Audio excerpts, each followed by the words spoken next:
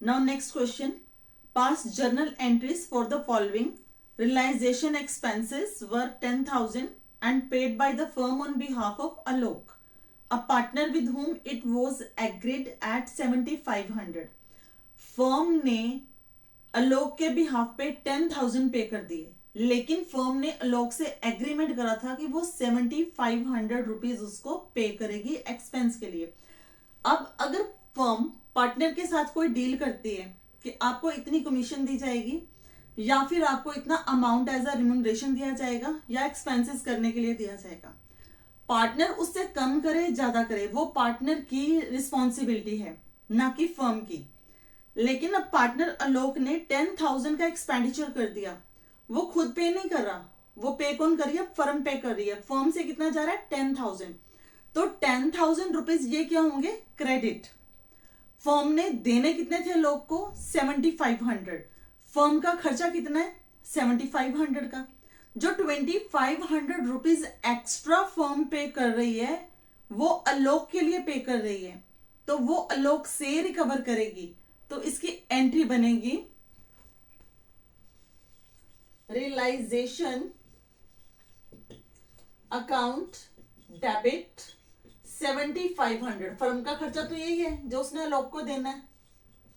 अलोक्स capital account debit, Alok के लिए उसने फालतू पे करा 2,500 to bank account 10,000 rupees. Firm से जा रहा है 10,000 रुपीज.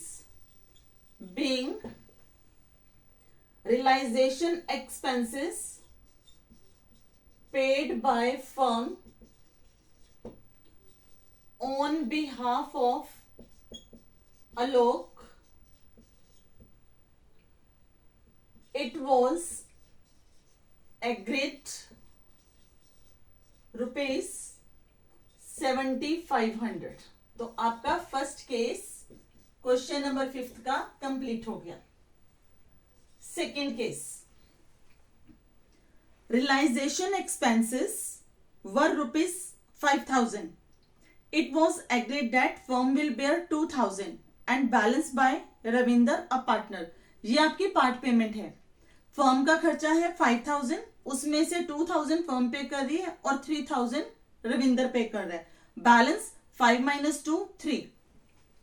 तो यहां पे एंट्री आएगी आपकी realisation account debit 5,000 to bank account, जितना फर्म पे कर रही है फर्म के अकाउंट से क्रेडिट हो गया 2,000 to Ravinder capital account 3,000 being expense paid by firm and a partner.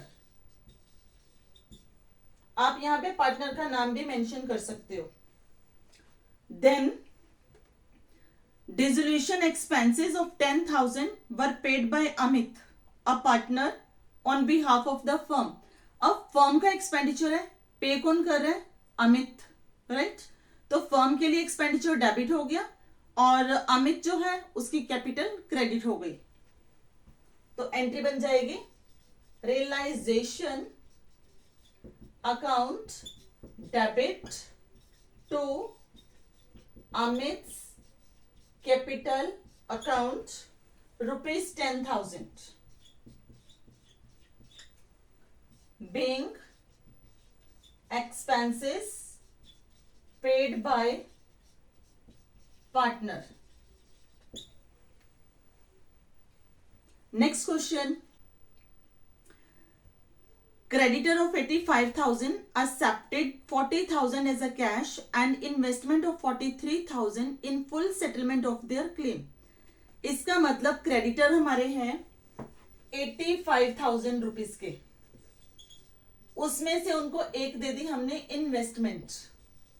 ये इन्वेस्टमेंट हमने दी रुपीज 43,000 की, और जो बाकी के क्रेडिटर्स हैं उनको दे दिए rupees 40,000 in form of cash.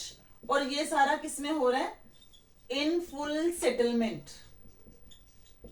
तो इसका मतलब जितने भी क्रेडिटर्स हैं जो इन्वेस्टमेंट लेके जा रहे हैं, एसेट लेके जा रहे हैं, इस पार्ट के लिए तो आपकी बन जाएगी नो एंट्री। और इस पार्ट के लिए हमारी एंट्री क्या होगी?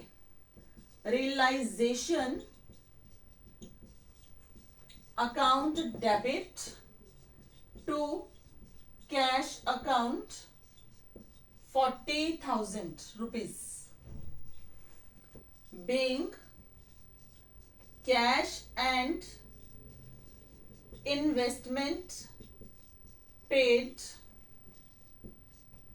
in full settlement of account. Entry over. Second entry, creditors were rupees 16,000.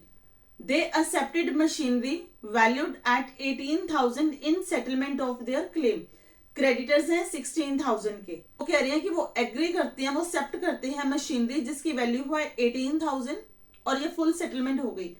तो इसके लिए नो एंट्री, नो एंट्री, चाहे वो ज्यादा दें चाहे वो कम दें, जब फुल सेटलमेंट आ गया इसका मतलब उनमें आपस में डील फाइनल हो गई है, ना कोई देगा ना कोई लेगा, बस जहां पे वो है वहां पे उसको कंप्लीट वाइंड अप कर देना। Creditors were 90,000, they accepted building valued at 1,20,000 and paid cash to the firm rupees 30,000। अब क्रेडिटर्स हैं हमारे 90,000 के, उनको 1,20,000 की बिल्डिंग दे रहे हैं, बिल्डिंग का अमाउंट एक्सेस है, जो फर्म है उनसे 30,000 रुपीज वापस ले रही है क्योंकि उसको देना था सिर्फ 90,000 और उन्होंने बिल्डिंग हैंड ओवर कर दी 1,20,000 की। 30,000 एक्स्ट्रा है वो क्रेडिटर्स फर्म को दे रहे हैं। तो इज इट क्लियर? तो फर्म के पास अब पैसा आ रहा है, कैश और बैंक जो मर्जी लिख लो क्योंकि यहां पे मेंशन कुछ नहीं है। Account debit to realisation account rupees 30,000,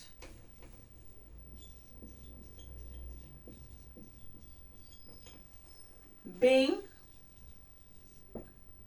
amount paid by the creditors to the firm